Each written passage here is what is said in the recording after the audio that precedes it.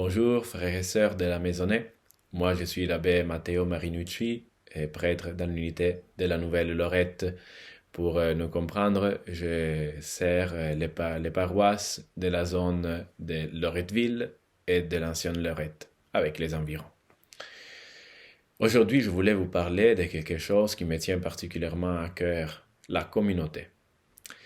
Je crois que c'est important pour vous qui vous rassemblez en Maisonnée de redécouvrir à chaque fois plus, parce que je suis sûr que vous avez déjà commencé à le faire, le cadeau d'être frères et sœurs, le cadeau de la communion fraternelle. Le nom même de votre groupe, c'est-à-dire Maisonnée, dit très bien ce que les chrétiens vivaient depuis les premiers temps. Depuis les communautés Saint-Paul, si on va voir dans la lettre aux Corinthiens, par exemple, on voit qu'il y a une communauté qui se rassemble dans la maison de Prisca et Aquila. Alors, pourquoi ce nom-là?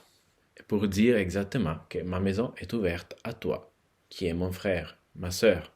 C'est un peu comme si on disait, ce qui est à moi est à toi. Je te fais confiance. Je t'ouvre la porte de ma maison, de chez moi, et je t'ouvre mon intimité, et je t'ouvre mon cœur aussi en même temps. Et comment cette communauté est possible? Comment cette communion peut exister? Étant donné que on s'aperçoit très vite que même dans ceux qui nous entourent, même vous qui êtes ensemble dans cette maisonnée, vous êtes différents. Nous sommes tous différents les uns des autres. On a différentes idées, des fois différentes idées politiques, par exemple, sujet de discorde des fois. On a différents goûts dans la vie, différentes priorités. Éducation différente, culture différente. Des fois, quand on vient aussi de l'étranger, c'est un mélange qui devient encore plus hétérogène. Comment ça se fait qu'on peut s'appeler frères et sœurs? Eh bien, mes frères, mes sœurs, je peux vous appeler comme ça, parce que nous avons tous reçu, le jour de notre baptême, le cadeau de devenir temple de l'Esprit Saint.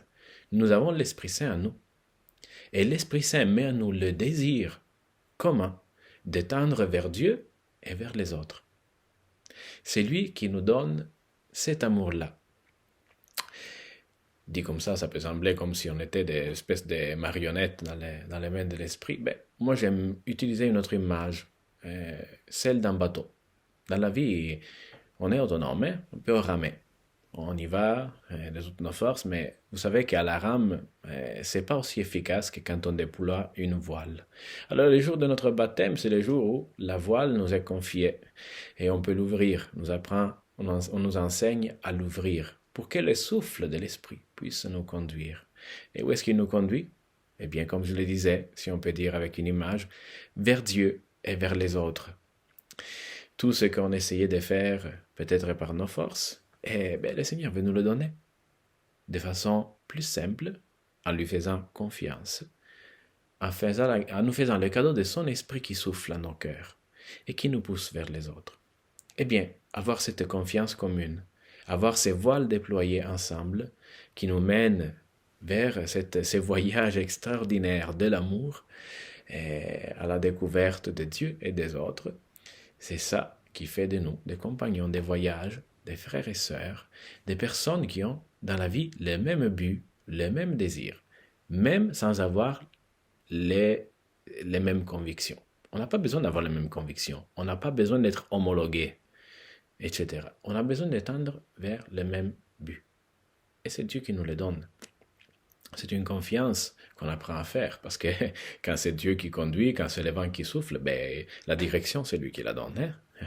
On a un peu le gouvernail, on peut aller à droite, à gauche, vous savez comment ça fonctionne dans la navigation, on peut faire du zigzag, mais si on lui fait confiance, c'est lui qui donne la direction.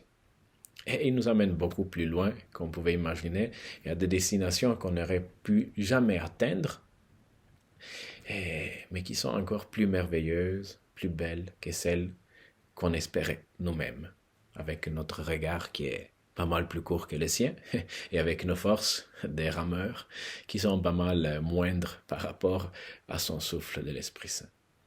Et entre autres, ces terres nouvelles qui nous amènent à découvrir, ce sont celles de nos frères et sœurs, qui sont pour nous un cadeau, un véritable cadeau. Regardez-vous les uns les autres maintenant pendant que je vous parle dans cette vidéo. Vous êtes un cadeau les uns pour les autres. Ça n'a pas toujours l'air à ça. Et des fois, on a dit, ben oui, ben beau cadeau, ben j'aime mieux le remballer. J'espère que ce n'est pas le cas pour vous, mais c'est le cas pour moi, parfois avec des personnes. Mais comment je peux regarder les autres comme des frères et des sœurs? Si j'ai en moi l'Esprit Saint, si j'ai en moi ce souffle de vie qui m'amène à vivre, à regarder la vie et à regarder les autres et l'histoire comme Dieu la regarde, à apprendre cela. Alors, simplement, aujourd'hui, je voulais vous rappeler ces cadeaux que nous avons reçus et vous demander, est-ce que je les constate dans ma vie? Que les autres sont mes frères et sœurs? Est-ce que j'ai en moi cette communion, ce désir d'aimer Dieu et les autres? Et si je ne l'ai pas, qu'est-ce que le Seigneur m'appelle à faire pour découvrir cette joie? Merci de m'avoir écouté et je vous souhaite une bonne suite. Au revoir.